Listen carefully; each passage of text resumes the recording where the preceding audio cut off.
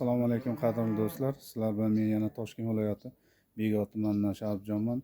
Do'stlar, bugungi sanamiz 4-may 2025-yil.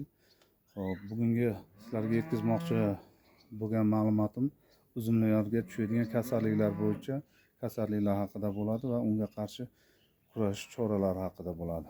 Do'stlar, xo'p, bugungi kunda do'stlar, uzumlarimizga ko'plab tushadigan kasalliklar bular aidium, mildium, antraknoz hamda chirish kasalliklari bo'ladi. Bularda oldini olish qanday bo'ladi degan savolga, xo'p, bularni oldini olish uchun erta bahordan shu mart oxirlarida 4-5 ta barg chiqargandan keyin profilaktika uchun, oldini olish uchun sepiladi. Birinchi dorlash boshlanadi o'shanda. Birinchi dorilashda men xom oksixlorid meddan foydalandim.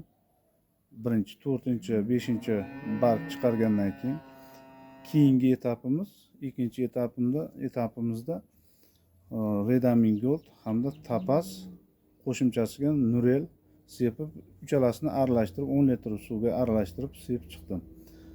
Xo'p, mana endi hozir uzumlarimiz no'xatdan yirikroq bo'lib qoldi. No'xatdan yirikroq bo'ldi. Endi bularga men shu bugungi kunda Pervikur, ya'ni chirishga qarshi oldini olish maqsadida Pervikurdan foydalanaman. Pervikur bu hozirgi men sepadigan dori Germaniyaniki Bayer kompaniyasida ishlab chiqarilgan bo'lib, sifati yaxshi. Har doim sepayotganimizda sifatli dorilardan foydalansak, fungitsidlardan foydalansak, natijasi yaxshi bo'ladi do'stlar. Endi xo'p, do'stlar, yana 4-chi pishishdan 20 kun, 25 kun oldin men iso qaynatmasidan foydalanmoqchiman. Iso qaynatmasini o'zim tayyorlayman. 0,5% yoki bo'lmasa 0,3% gacha qo'shib aralashtirib sepib chiqsam maqsadga muvofiq bo'ladi deb o'ylayman. O'z tajribamdan kelib chiqib mana shu dorilardan, mana shu fungitsidlardan har yili foydalanib turaman do'stlar. Do'stlar, yana bir gap shu o'rinda. Sog'lik bu Alloh tomonidan berilgan oliy ne'mat hisoblanadi. Bu sog'ligimizni asrash har birimizni o'zimizni burchimiz bu. O'shaning uchun do'stlar, bulardan, fungitsidlardan foydalanayotgan vaqtda har birimiz shu himoya vositalaridan foydalanishimiz kerak bo'ladi. Ko'pchilik bu narsaga e'tibor bermaydi. Aslida bu narsa ko'proq zarar yetkazadi insonga. O'shaning uchun har doim dorilardan sepish vaqtida himoya vositalaridan foydalangan ko'proq ma'qul deb o'ylayman. O'shaning uchun sizlarga ham tavsiya qilaman do'stlar. Mana shunday himoya vositalaridan foydalanishlaringizni so'rab qolaman do'stlar.